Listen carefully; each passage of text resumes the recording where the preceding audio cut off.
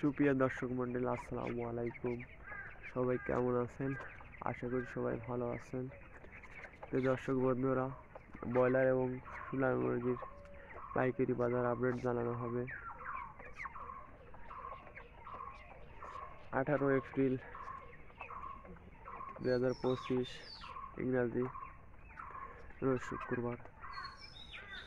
তো দর্শক মন্ডলী, আমাদের কুষ্টিয়া জেলাতে ব্রয়লার মুরগি বিক্রি হচ্ছে 160 থেকে 65 টাকা। সোনালীটা বিক্রি হয়েছে 230 থেকে 35 টাকা সোনালীটা।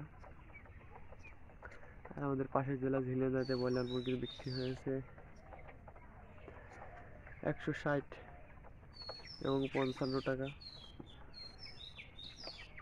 আর সোনালী বিক্রি হয়েছে 225 থেকে 30 টাকা।